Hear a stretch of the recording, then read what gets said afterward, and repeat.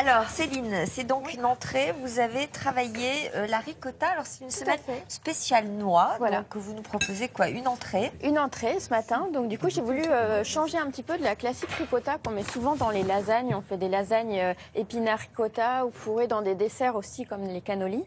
Donc là, je l'ai mis en entrée. Donc c'est une ricotta qui est farcie avec un mélange de tomates séchées, de noix, d'ail et de persil. Donc je vous montre tout de suite comment on fait. C'est très simple à faire. Et c'est à manger tiède, en fait, comme ça, ou avec un petit peu de pain. C'est assez original. Donc pour la farce, on va simplement prendre du persil, nos fameuses noix, qu'on va simplement un petit peu torréfier et couper, enfin concasser en morceaux. On rajoute... Vous n'avez pas mis de vinaigre de Banyuls? Non, là j'ai mis, c'est vrai, on aurait pu. J'ai mis une petite vinaigrette en dessous, mais c'est avec du vinaigre de vin. Donc, alors, donc là on met nos noix, un petit peu d'ail, les tomates séchées. Il n'y a jamais à voir.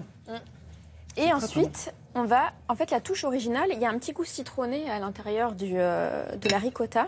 C'est le za'atar dont je vous parlais tout à l'heure. Donc le za'atar, c'est un mélange d'épices orientales qu'on voit ici, voilà.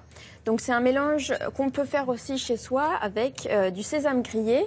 Je vais me prendre un petit peu. Vous faites la cuisine, vous Bernard? Non, vous n'êtes pas un écrivain gastronome. Non. Voilà. Non, je plains trop, je suis pas assez dans les choses matérielles. Mais c'est vraiment délicieux. L'idée de mettre des noix, j'ai jamais pensé. Ça rajoute un petit côté croquant aussi qui est assez intéressant. Donc là, dans le za'atar, il y a du sésame, de l'origan, thym, sarriette et une pointe de sumac. Donc pareil, c'est une épice un petit peu orientale qui d'ailleurs aide à faire digérer. Donc c'est parfait. Et les pignons, c'est dans la salade. Donc là, pour la ricotta farcie, on va tout simplement prendre un couteau. Donc là, je l'ai mis en petites portions. On pourrait le faire aussi en mode à partager comme ici. Ça donne du goût et ça donne du croquant. Donc c'est plutôt réussi. Donc là, on coupe simplement le chapeau. On va farcir avec notre mélange qu'on a préparé.